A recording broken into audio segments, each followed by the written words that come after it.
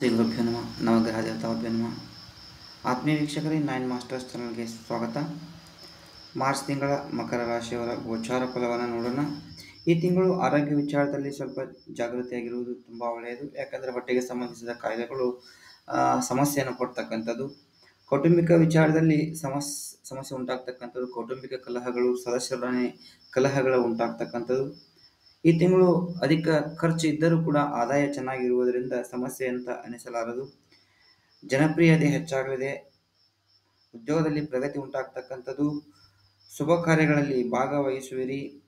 ಗುಣನಡತೆಯಲ್ಲಿ ಬದಲಾವಣೆ ತರುವ ಪ್ರಯತ್ನವನ್ನು ನೀವು ಮಾಡ್ತೀರಿ.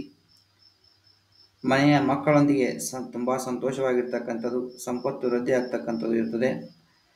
ತಿಂಗಳ ಅಂತ್ಯದಲ್ಲಿ ಸ್ವಲ್ಪ ಸಮಸ್ಯೆಗಳು ಕಂಡುಬರುತ್ತವೆ. ಕೆಲಸ ಕಾರ್ಯಗಳಲ್ಲಿ ಯಶಸ್ವಾಗ್ತಕ್ಕಂಥದ್ದು. ಮಾನಸಿಕ ಸಂತೃಪ್ತಿ. ಕಚೇರಿಯಲ್ಲಿದ್ದ ಎಲ್ಲ ಸಮಸ್ಯೆಗಳು ಪರಿಹಾರ ಆಗ್ತಕ್ಕಂಥದ್ದು. ಹಳೆಯ ಮಿತ್ರರ ಭೇಟಿ ಉಂಟಾಗ್ತಕ್ಕಂಥದ್ದು. ಇದರಿಂದ ಸಂತೋಷ ಉಂಟಾಗ್ತಕ್ಕಂಥದ್ದು. ಕೆಲವರಿಗೆ ವಾದ ವಿವಾದ ಕಲಹಗಳಿಂದ ನೆಮ್ಮದಿ ಕಳೆದುಕೊಳ್ಳಲಿದ್ದಾರೆ. ವಾದ ವಿವಾದಗಳಿಂದ ಸ್ವಲ್ಪ ನೆಮ್ಮದಿಯನ್ನು ಕಳೆದುಕೊಳ್ತೀರಿ. ವಿದ್ಯಾಭ್ಯಾಸದಲ್ಲಿ ಯಶಸ್ಸನ್ನು ಕಂಡುಬರ್ತಕ್ಕಂಥದ್ದು. ವಿದ್ಯಾರ್ಥಿಗಳಿಗೆ ಶುಭ ದಿನ ಆಗಿರ್ತದೆ. ಮಧ್ಯ ತಿಂಗಳಿನ ನಂತರ ಕುಟುಂಬದಲ್ಲಿ ಶಾಂತಿಯ ವಾತಾವರಣವಿದೆ. ಸಂತೋಷಕರವಾಗಿರ್ತಕ್ಕಂಥ ಕೌಟುಂಬಿಕ ಜೀವನವನ್ನು ಅನುಭವಿಸುತ್ತೀರಿ. ಹೊಸ ಯೋಜನೆಗಳನ್ನು ಯಶಸ್ವಿಯಾಗಿ ಆರಂಭಿಸಲಿದ್ದೀರಿ. ಅತಿಥಿಗಳ ಆಗಮನದಿಂದ ಸಂತೋಷ ಉಂಟಾಗ್ತಕ್ಕಂಥದ್ದು. ಕುಟುಂಬದಲ್ಲಿ ಸಂತೋಷದಿಂದ ಹೆಚ್ಚು ಸಮಯ ಕಳೆಯಲಿದ್ದೀರಿ. ಒಟ್ಟಾರೆಯಾಗಿ ಕೌಟುಂಬಿಕ ಜೀವನ ತುಂಬ ಚೆನ್ನಾಗಿರ್ತಕ್ಕಂಥದ್ದು.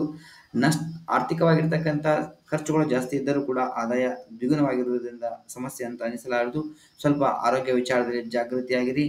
ಜಗಳಗಳು ಕಂಡು ಬಂದಲ್ಲಿ ಜಗಳಗಳ ಮನಸ್ಸಿನಿಂದ ಸ್ವಲ್ಪ ಹೊರಬರಲಿಕ್ಕೆ ಪ್ರಯತ್ನ ಮಾಡಿ. ಆದಷ್ಟು ಶಾಂತ ರೀತಿಯಾಗಿ ವರ್ತನೆ ಮಾಡುವುದು ತುಂಬ ಒಳ್ಳೆಯದು. ಪರಿಹಾರಾರ್ಥವಾಗಿ ಏನು ಮಾಡಿರಿ ಅಂತಂದರೆ, ಸಾಧು ಸಂತರಿಗೆ ಅನ್ನದಾನ ಮಾಡುವುದರಿಂದ ಒಳ್ಳೆಯ ಫಲವನ್ನು ಅನುಭವಿಸುತ್ತೀರಿ.